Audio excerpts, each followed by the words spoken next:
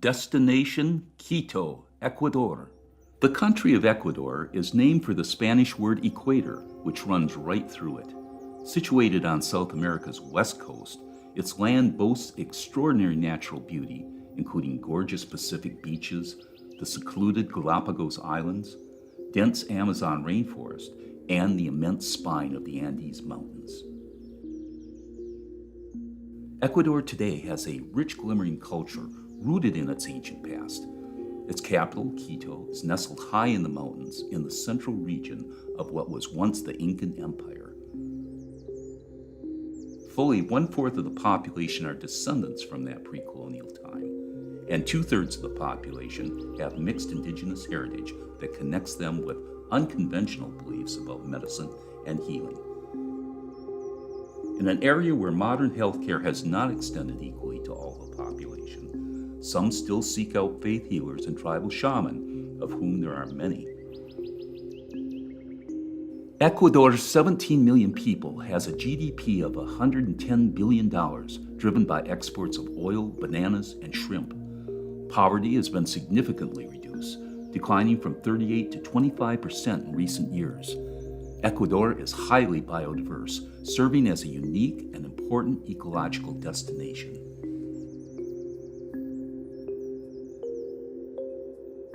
Ecuador's people are welcoming and proud of their country's natural and cultural heritage. It is a fantastic tourist destination, but it is also a place that desperately needs healing help from a world that cares. It is the mission of Surgery Warriors to help make that happen.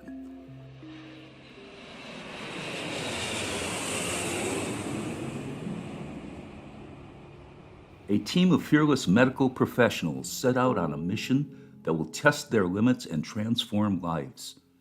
Armed with nothing but their backpacks, bare hands, and life-saving expertise, the Surgery Warriors medical team from Southern California is on a mission to change the world, one heartbeat at a time.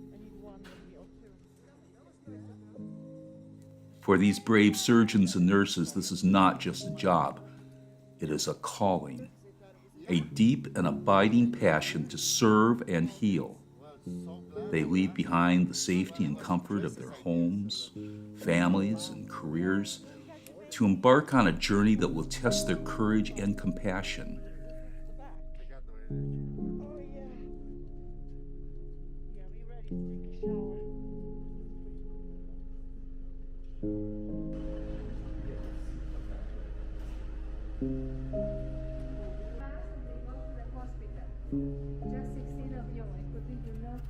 Witness the intense drama and gripping action as we follow their journey to Ecuador to bring the magic of medicine to a rich, glimmering culture rooted in an ancient past.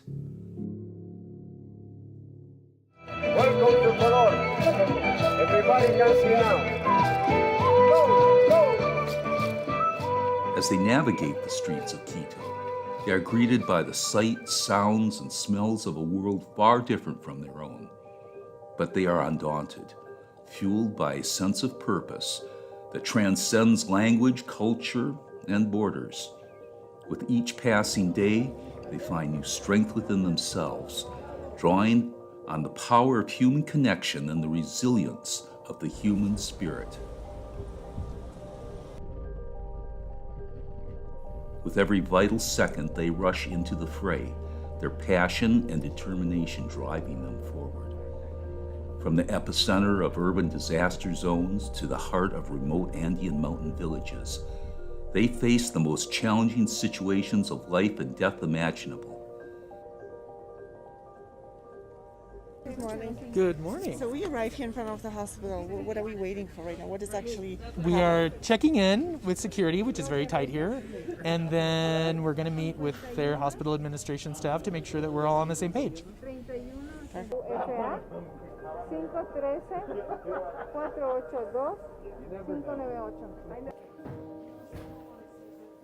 After landing in the capital of Quito, the Surgery Warriors team heads straight to Eugenio Espejo Hospital.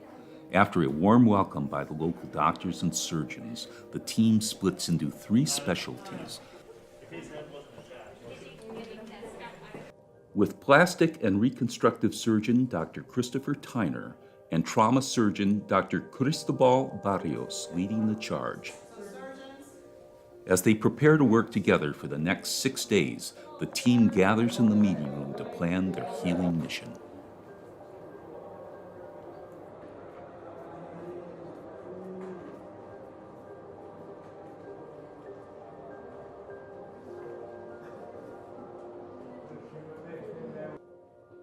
In the Eugenio Espejo Hospital, the stakes are high and the challenges are daunting.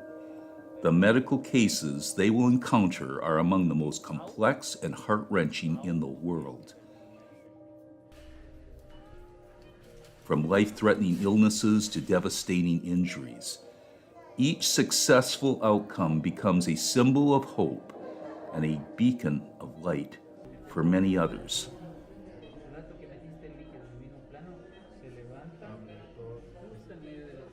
I'll start with the CEO and founder, and that's Inez Allen, and she is actually from Quito, Ecuador, where we are right now. She left with her family when she was 9 years old. She left for the United States. Her older brother, who was about 15, died of an undiagnosed heart ailment. And Inez's family didn't have the means to pay for the surgeries that were needed to take care of him or the other specialized medical care that he needed. And so when he died, it created such a shock and so much sadness for the family that they just decided they needed to get out of the poverty that they were living in. And they were living in a neighborhood here in Quito called Miraflor, I think. And at that time, and this was 50, 60 years ago, there was a lot of poverty there. And so they went to the United States.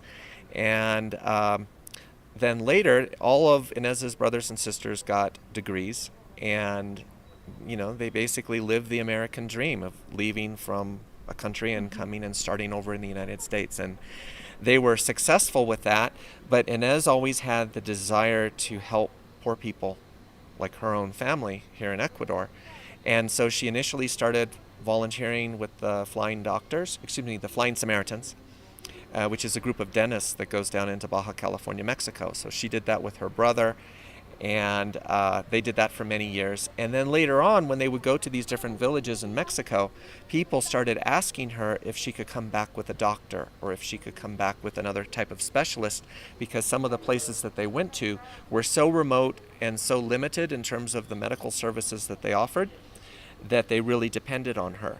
So later, she got the idea, actually from her husband, Tracy, to found her own nonprofit organization, and that's what she did. And so she started here in Ecuador, and then from Ecuador, this was 21 years ago, she started going to other countries, and she started networking with doctors in the United States, and little by little the team grew, and so far Today, as of 21 years later, we have been to 9 countries, and we've provided free healthcare to over 100,000 people, and we've done over 2,500 life-changing surgeries. And it's been the most incredible experience I've ever had, and I don't even have a medical background, but I've seen so many miracles performed by this team for so many impoverished people in so many countries. It's been the most rewarding, personally satisfying thing I've ever done, and for me to use my Spanish for this purpose and my writing for this purpose is the most personally rewarding thing I could imagine. So even though I do it for free, because we're all volunteers,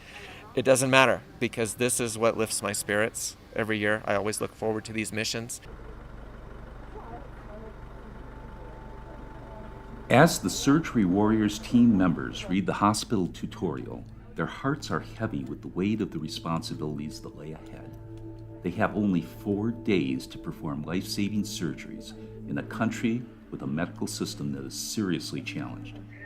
They had already overcome one setback when their medical supplies were held by Ecuador Customs for an additional 2 days. Now, they are unpacking them with a sense of urgency.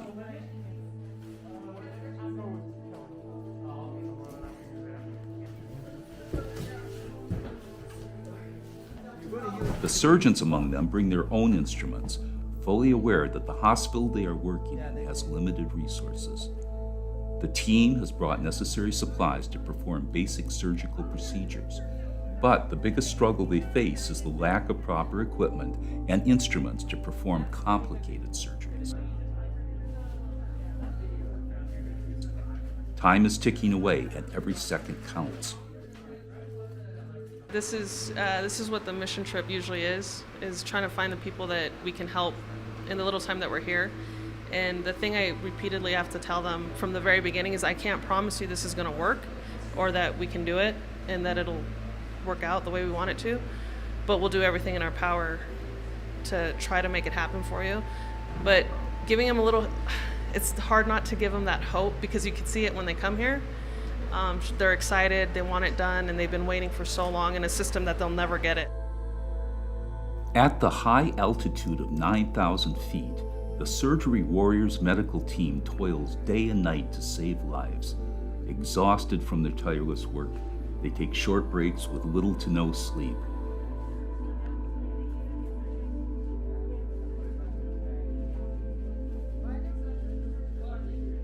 I'm going to be working, doing the food, helping with logistics, make sure everybody gets something to eat. That's my job. The thin air makes it difficult to breathe, but the scent of freshly brewed Ecuadorian coffee valiantly tries to compensate. Despite the challenging conditions, they press on, determined to provide aid to those in need. Yeah, it just so happens that our bus driver that we've been using to bring us back and forth from the hotel to the hospital, his sister had a motorcycle accident probably 6 years ago, and they just let her face heal the way it was. So she lost an eye, she lost her nose, and because of the way the system works here, if you don't have the money to get into the hospital system and get medical help that you need or the medical attention, you just get lost in the shuffle. So there's like thousands and thousands of people that are backlogged that need medical attention and they don't have the money to get it.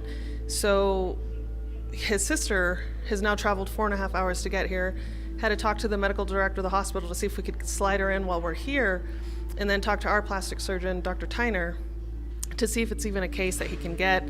He'll need CTs of the face, which we're trying to arrange that now with their doctors to see if we could just slide her in, get her a quick CT of the face. There she is. A motorcycle accident that happened when she was in her early 20s, I think, and now she's in her early 30s. And because she doesn't have medical care, they just let it heal the way it was, and that's how she's been living. So hopefully we can do something while we're here.